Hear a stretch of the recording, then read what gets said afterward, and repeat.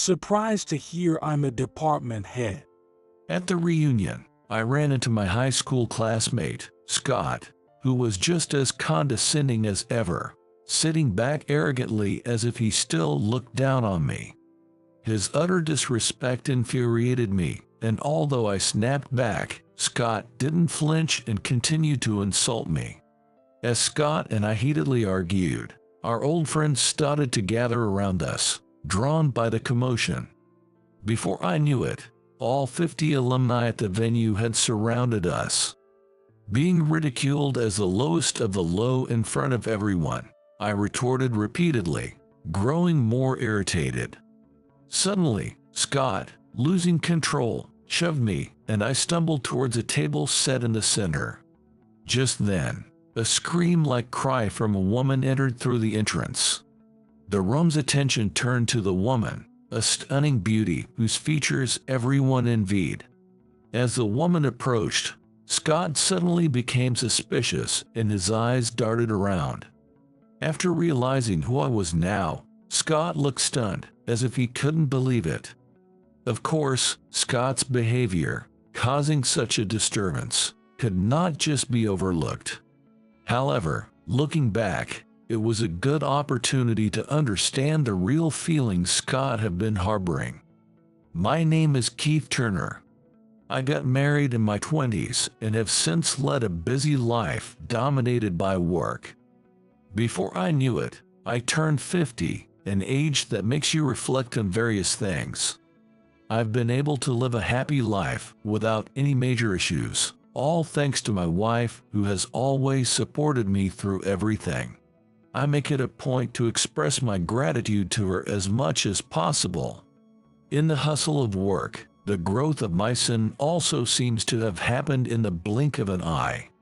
I still thought of my son, Carter, as a little child.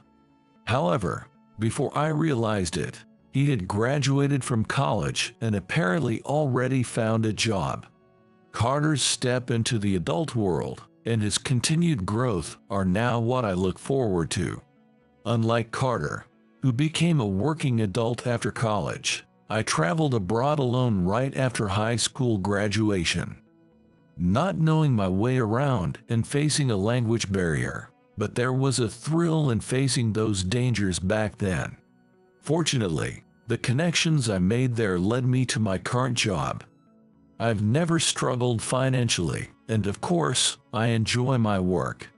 While living such a routine life, I cherish the time spent with my wife and Carter.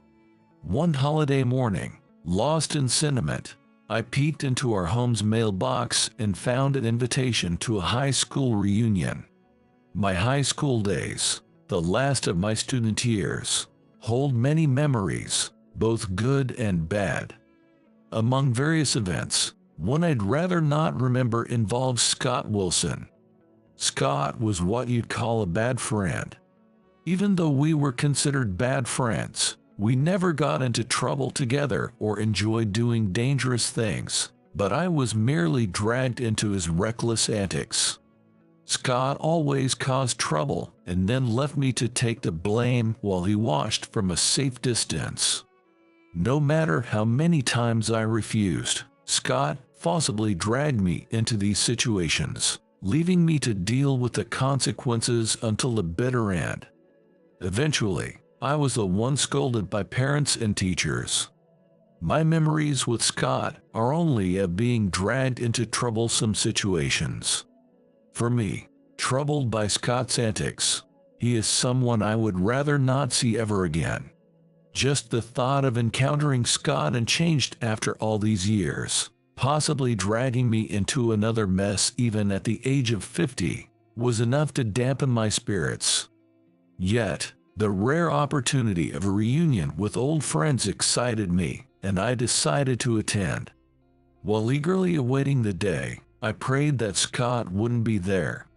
On the day of the reunion, wary of Scott, I deliberately dressed plainly and quietly peeked into the venue from the entrance, relieved not to see anyone resembling Scott. Feeling lighter, I was thrilled to see familiar faces and my spirits lifted. While enjoying conversations with old friends, I heard a voice calling my name. The voice, clinging to the back of my mind, stirred unrest within me. Without a doubt, it was discomforting, and turning around, there was Scott, looking at me with the same demeaning gaze as always. Hey, you're Keith, right? You recognize me, right? Your best buddy, Scott. Really? It's been a long time. Unlike me, who responded neutrally, Scott talked as if he was looking at a nostalgic toy. I'm just going to grab a drink. Then, I'll come with you. I'll order your drinks for you. Even though I tried to naturally distance myself and avoid getting involved as much as possible, Scott persistently stuck to me. Seeing Scott's unchanged inability to read the room, our old friends drifted away, avoiding him. In the end, my wish didn't come true, and I ended up having to deal with Scott. You only graduated high school, right? I bet at 50, you're not leading much of a life, huh? It's so sad it makes me laugh. No, it's normal. It's okay, I know. Look around. Everyone here has that poor look on their face. Unlike me, they must be suffering at the bottom. All Scott did was spew words that belittled and ridiculed the old friends gathered at the venue.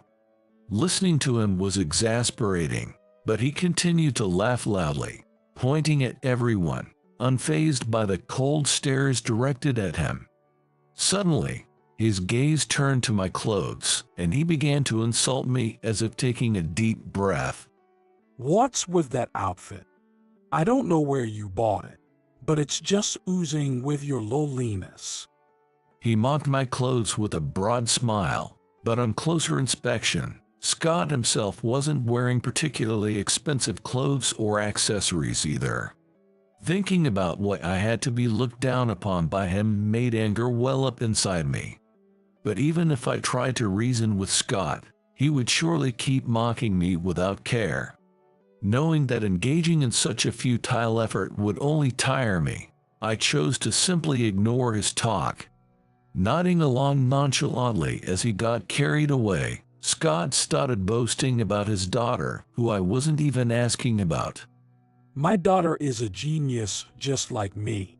She joined my company and now she's working with the president. That's great. Right. A president is such a distant reality for someone struggling at the bottom like you. Despite Scott boasting as if he were some elite, the company he worked for seemed fairly average. If his daughter was really acting as something akin to the president's secretary, then she must be competent. However, knowing Scott's reputation as a braggart from the past, I couldn't trust his words, whether they were true or just another boast.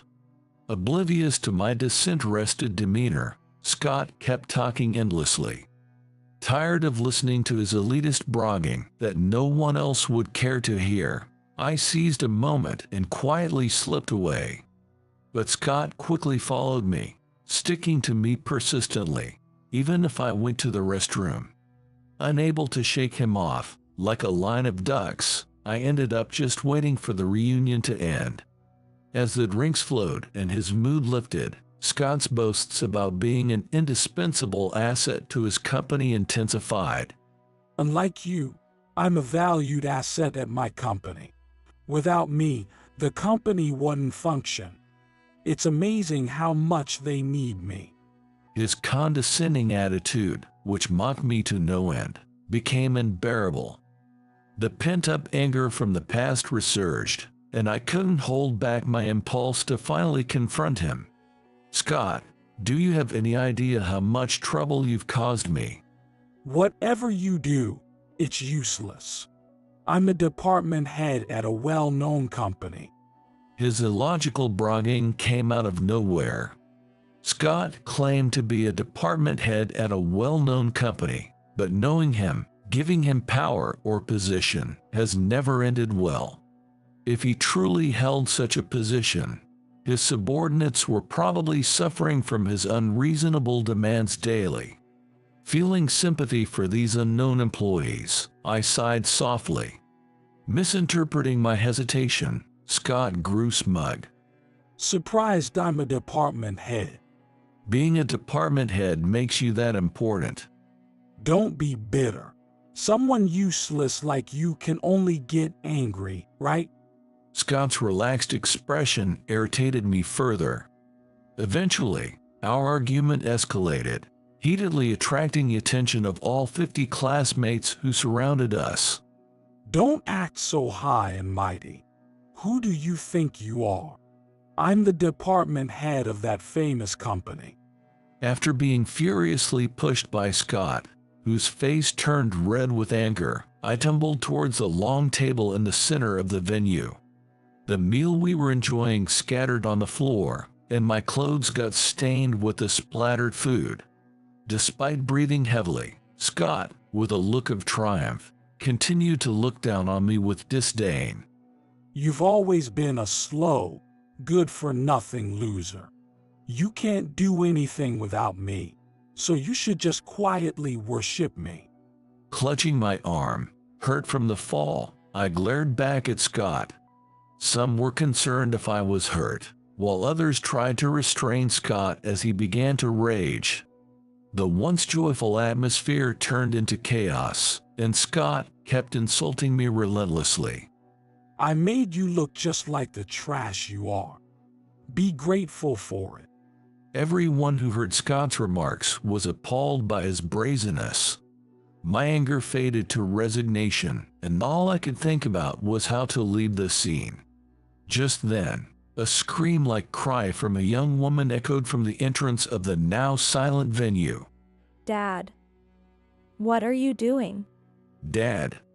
The woman who appeared was so strikingly beautiful that everyone had to look twice. However, seeing me and Scott in conflict, she began to tremble, her face contorted with fear. Keith, is that you? Addressing me cautiously, she was stared at by a puzzled Scott. Then, in a fluster, she started to apologize. Keith, I am terribly sorry for my father's disgraceful behavior. While cringing so much it spoiled her beauty, she kept apologizing to me.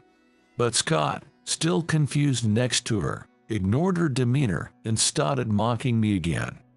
Hey, Amy, you know this trash. Why are you apologizing so much? It's embarrassing in front of everyone. Just stop. As Scott tried to pull her up, Amy, the woman, refused to stop apologizing. I am truly very sorry. It felt like I had forced a beautiful woman to plead. Feeling unbearable, I tried to console her. I don't know who you are, but please, no more pleading. As she looked up, her stunning beauty was undeniable. Remembering her from a recent meeting, I realized. So, you were the secretary at that company, Amy.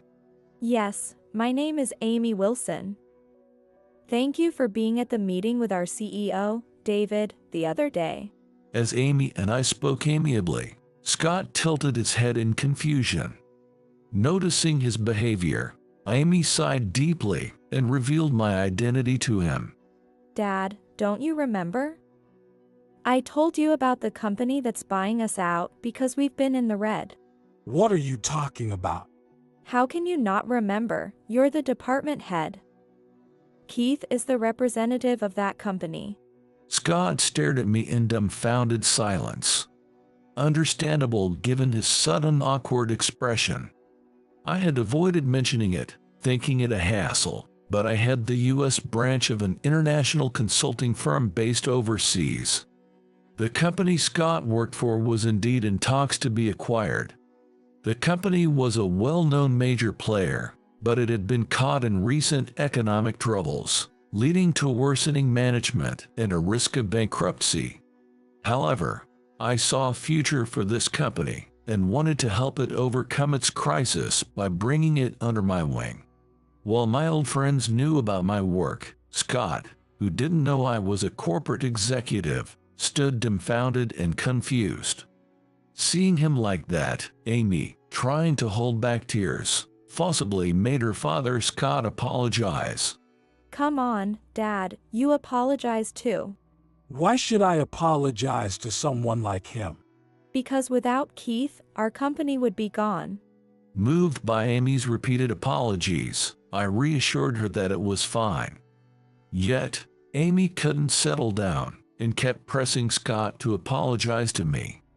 Suddenly, Scott looked up, glaring at me as if he wanted to complain. But even Scott, seeing his daughter's panicked state, reluctantly apologized. I'm sorry. Amy was furious at Scott's arrogant demeanor, but it seemed Scott himself wasn't convinced. How can a high school grad like him be better than me? Amy, are you sure you're not mistaken? Are you still saying that? I'm a department head, you know. I'm respected at the company. Perhaps he wanted to show off in front of his daughter.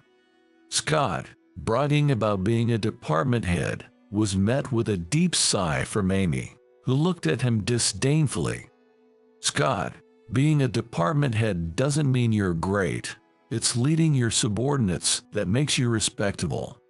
Even though I tried to explain, Scott looked at me puzzled, not understanding my words. Then, right next to us, Amy, furious, pulled Scott's arm, forcing him to sit on the floor and apologize deeply. Scott resisted, but upon seeing his daughter's tearful, crumpled face, he hesitated and slowly apologized. According to Amy, Scott hadn't always been like this before his promotion. To me, he had always been a troublemaker, but to Amy, he was a kind father. Despite learning of this unexpected side of Scott, I couldn't let an employee like him continue to behave tyrannically in the company we were about to acquire. Scott, we'll need to discuss your future actions with David. Confused, Scott was shocked by Amy's unexpected revelation. Keith, David was already concerned about this, and we are planning to review the HR soon. A demotion for my father is almost certain.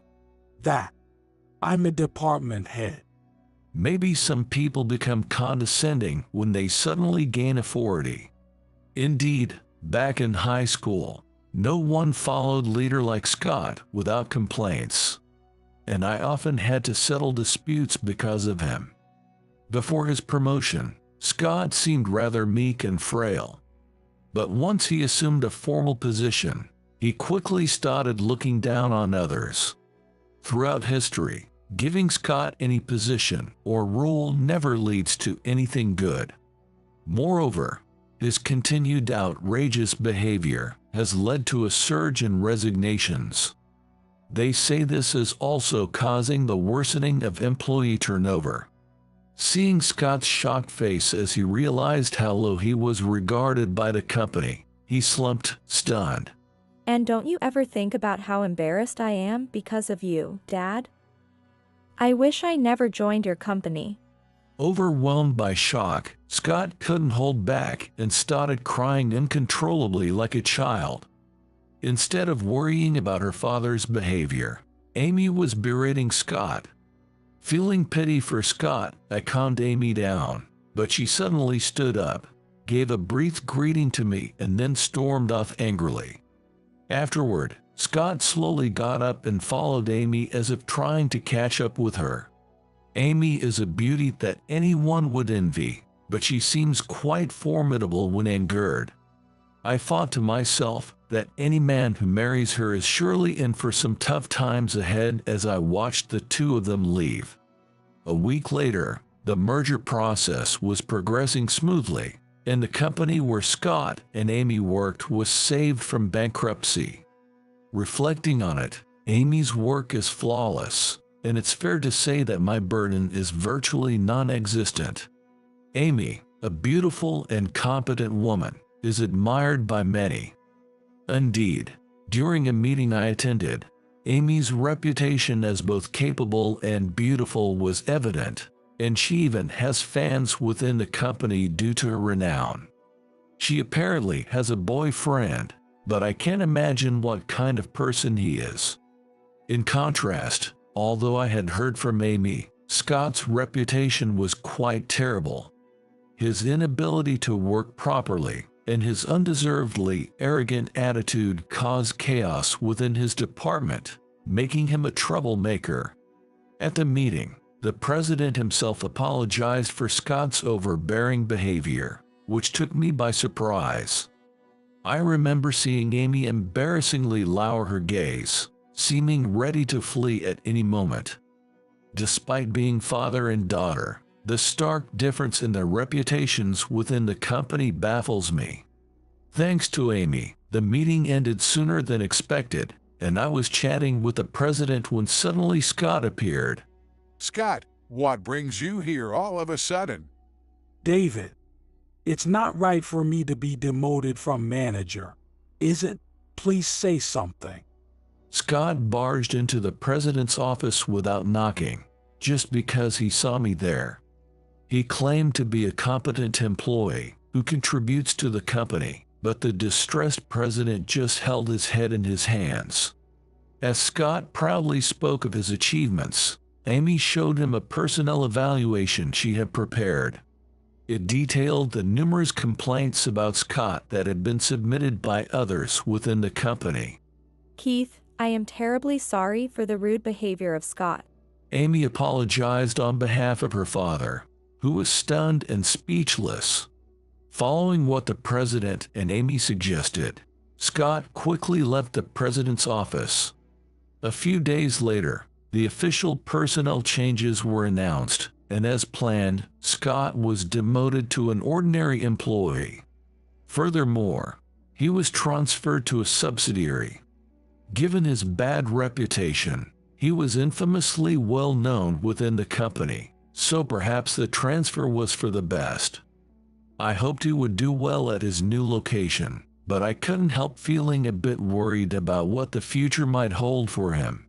Months later, curious about how Scott was doing, I decided to visit the subsidiary where he had been transferred. To my greatest surprise, there was my son, Carter, working with Scott. Carter told me he was on assignment from an affiliated company, but I never imagined he would be working with Scott. Feeling like I had come to a parent's day, I was about to leave quietly without disturbing Carter's work. Just as I was about to reach the exit, I was unexpectedly stopped. Despite my misgivings, I turned around to find Carter rushing towards me, out of breath. Dad, there's a girl I want you to meet. Can you meet her soon? Are you getting married? Actually, yes. Blushing slightly, Carter spoke, and I, barely holding back tears of joy, smiled and assured him, of course, before heading home. A few days later, as I headed to the cafe where Carter and his girlfriend were waiting, I couldn't help but feel nervous and unsettled throughout the journey. Despite my wife scolding me for being embarrassed, I was filled with both anticipation and anxiety about what kind of woman Carter would spend his life with. Upon spotting Carter waving from the back of the cafe, I took a seat at the table and was surprised to find a familiar beauty there. Keith? What are you doing here? Amy, is it you who Carter is marrying? Carter, looking puzzled, gazed at us as I explained that Amy and I worked together. Realizing this, he burst into laughter, understanding the situation.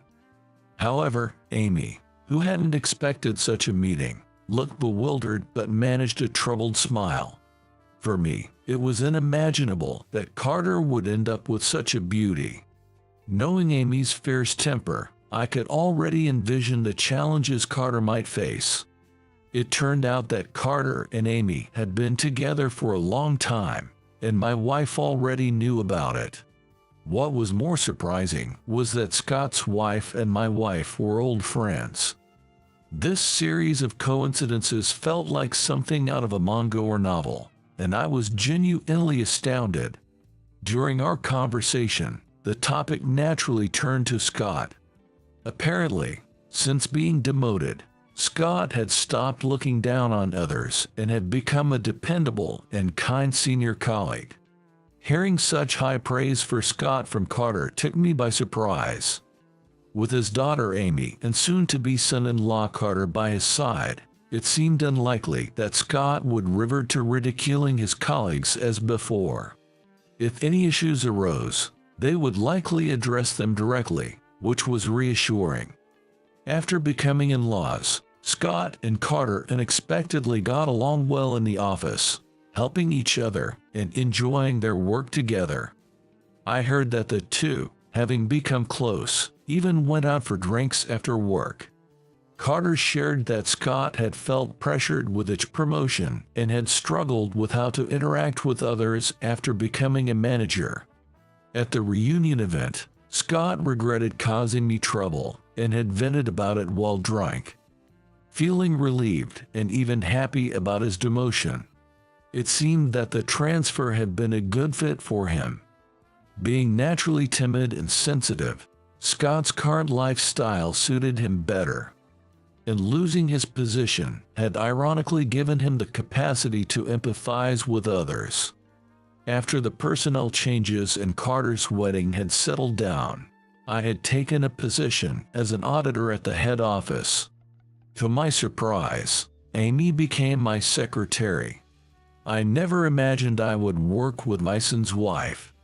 As Carter worked with Scott and our families grew closer, it seemed natural for our wives, who were already good friends. With his reputation improving, there was talk of promoting Scott again, but he declined the position, chuckling that he had had enough of being in charge. Supporting young employees seemed to suit Scott best, perhaps because he had plenty of experience to offer. This decision reminded me of the importance of putting people in roles that fit them best. Hearing directly from Scott about Carter's work was an unexpected joy for me.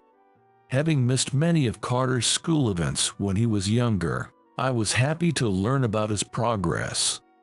I had become accustomed to seeing Amy scold Scott, but teaching him about her work pleased him, and he often smiled broadly at me. As we both aged, it was unlikely that we would have shared the joy of our children's growth without these coincidences. Now, for Scott and me, discussing how to play with our grandchildren over drinks had become our greatest delight.